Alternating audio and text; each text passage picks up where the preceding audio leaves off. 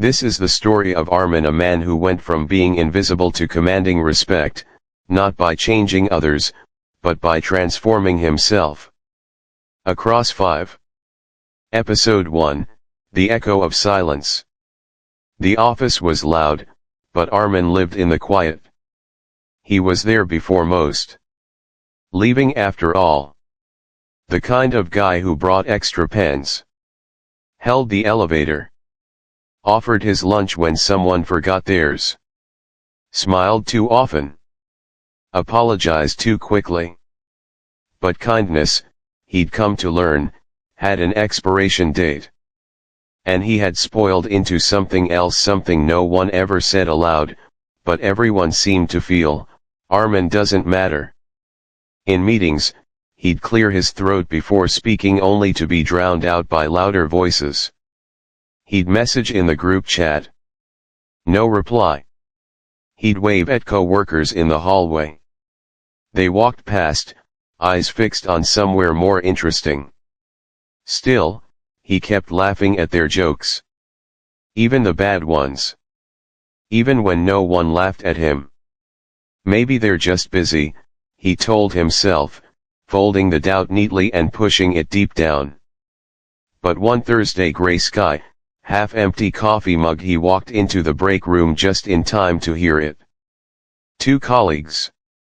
Laughing. He's like wallpaper, one of them said. The other snorted. Always there. Never seen. They didn't even lower their voices. Arman stood frozen, halfway behind the door. Their words didn't hit him like a punch. They slid in slow, cold, surgical. A strange ache bloomed in his chest. Not pain. Something worse. Recognition. They weren't wrong. He was wallpaper. Always there. Never seen. He didn't confront them. He didn't speak. He just turned around, walked back to his desk, and stared blankly at the monitor for the rest of the day. He typed things he didn't send. Smiled at people who didn't look up. That night, back in his dimly lit apartment, he stood in front of the bathroom mirror. The fluorescent light flickered overhead. His reflection looked back familiar, but transparent. His lips parted. A whisper. Not angry. Not sad. Just numb. What if it's my fault? And suddenly, the silence didn't feel gentle anymore. It felt like a cage. Episode 2, The Betrayal Behind the Smile. Somewhere along the way, silence became Arman's shield. It had started in childhood. Be a good boy, they'd say. And good meant quiet. Good meant letting the other kids cut the line. Giving up the last slice. Saying it's okay even when it wasn't. And so Arman became good. Too good. Too agreeable to notice when the world started taking from him without ever giving back. In school, teachers praised him for never causing trouble. In relationships, girlfriends said, "You're so easy to be with." But they left anyway. At work, bosses thanked him for being a team player. But they gave the promotion to someone louder. Still, he clung to the belief, kindness earns love. Kindness earns respect. But the dam finally cracked at a friend's birthday party. It was a warm evening, music playing, people talking in clusters. Arman lingered by the patio door, nursing a drink, nodding at jokes that flew over him like wind. He tried to join a conversation, only for the circle to close a little tighter, shoulders turning, eyes shifting, subtle but unmistakable. He told himself not to take it personally. He always told himself that. Then it happened. A laugh. Followed by his name. He paused by the kitchen, just out of sight. Arman, a familiar voice said. Man, he's like a ghost. Harmless. Forgettable. Nicest guy in the world, but like, is he even real? Laughter. Short. Sharp. Casual. Arman didn't move. The voices blended back into the party noise. But something inside him stilled like a light switching off. He didn't storm out. He did not confront anyone. He just left. No one noticed. The air outside felt heavier than it should have. He walked home under streetlights that flickered like tired stars. The party music faded behind him like a memory that already didn't matter. Back in his room, he sat at his desk, opened his journal for the first time in weeks, and wrote a single line: "They didn't ignore me by accident. I taught them how." He stared at it for a long time. It wasn't anger that filled him. Not yet. It was something colder. Clarity. Episode 3, The Unbecoming. The change did not begin with fire. It started with absence. Arman didn't explode. He didn't scream. He just stopped.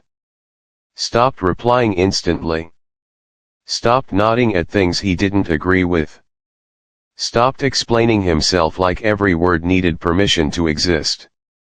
It was subtle at first. He declined an invitation to a dinner he didn't want to attend. He said no without adding, "Sorry, I'm just super busy." He paused in conversations not to shrink, but to choose his words. Slowly. Intentionally. Like someone who had finally realized his time was valuable. And something strange happened. People did not applaud his boundaries. They pulled away. Friends began to ghost him. One even texted, "You been weird lately. You good?" His parents noticed too. "You've changed," his mother said one evening on the phone. It wasn't a compliment. It sounded like a warning. "You used to be so nice." Arman didn't know how to explain that the version of him she missed wasn't real. That it had been stitched together from fear, people-pleasing, and chronic self-erasure. He looked around his apartment. The plants he once overwatered are now dry but alive. His bookshelf rearranged. Clothes he used to wear to blend in folded in a bag near the door. It felt like shedding. But shedding wasn't painless. In the quiet that followed, doubt crept in. Am I finally being myself? Or am I just becoming hard? That question haunted him like an echo in a dark corridor. Because for the first time, he wasn't just fighting to be seen, he was risking who he'd been just to find out who he might become. Then came the moment. A team meeting. The room full of loud voices and polite chaos. His boss began steamrolling over him again, but Arman didn't fade this time. He straightened his back. Looked up. And said, "No, I disagree." The words weren't loud. But they were steady. The room stilled. Someone coughed. Someone else shifted in their chair. Even his boss leaned back, eyes narrowing like he was seeing Arman for the first time. And that was the point. The silence that followed was not dismissive. It was reverent. They were listening. For once, not because he raised his voice, but because he didn't lower himself. Episode 4, The Cost of Respect. The apartment was quieter than usual. Arman sat alone on the worn couch, the dim light from his laptop casting pale shadows across the room. His fingers hovered over the mouse but did not move. Instead, he clicked open a folder buried deep in his files, photos from years past. There he was, smiling. Bright, easy, open. Laughing with friends. At parties. On vacations. But looking at them now, those smiles felt like masks. Pictures of a man who was performing. For them. For everyone else. The realization settled in like cold rain. He had spent a lifetime pretending. Pretending to be small. Pretending to be nice. Pretending that the absence of conflict meant love.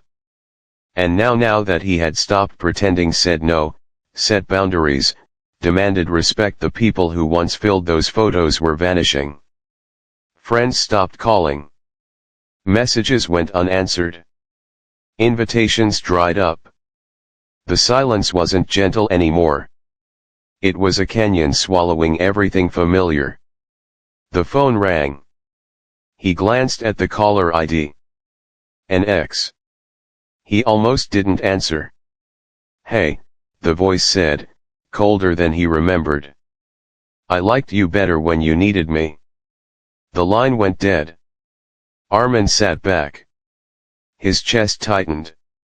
Was self-respect worth this loneliness? Was standing firm worth losing the people who never truly saw him anyway? He looked around the room, the empty chairs, the quiet spaces where laughter used to live, and felt the weight of solitude press in. Then, as if summoned by his thoughts, a stranger's voice broke the silence. They were at a cafe the next day, sitting across from him at a table he barely noticed until their eyes locked. You look like a man who doesn't chase approval, the stranger said. Arman blinked. For the first time in a long time, he felt seen, not because of who he was to others, but because of who he was willing to be. Episode 5, The Return of the Man Who Sees Himself. Arman walked into the room from episode 1. The same office, the same buzzing hum of conversations, but this time, something was different. He moved slowly, deliberately. Not desperate for attention. Not begging for acknowledgement. Just, present. His shoulders were squared. His eyes steady. His silence was no longer a plea, it was a statement. People noticed. They paused. They made space. Not out of fear. Not out of obligation. But because he carried a weight, a quiet authority born from knowing his own value. Someone from his past, once indifferent, now sought his opinion, but this time, Arman didn't need their validation. He didn't crave their acceptance. He simply spoke. And they listened. He wasn't angry anymore. He wasn't trying to prove anything. He just was. The man who once blended into the wallpaper had become impossible to ignore. Because the truth was never about them. It was about him. Respect wasn't something he earned from others, it was something he gave himself first. He smiled softly, looking around the room. The day he stopped ignoring himself. The world had no choice but to pay attention.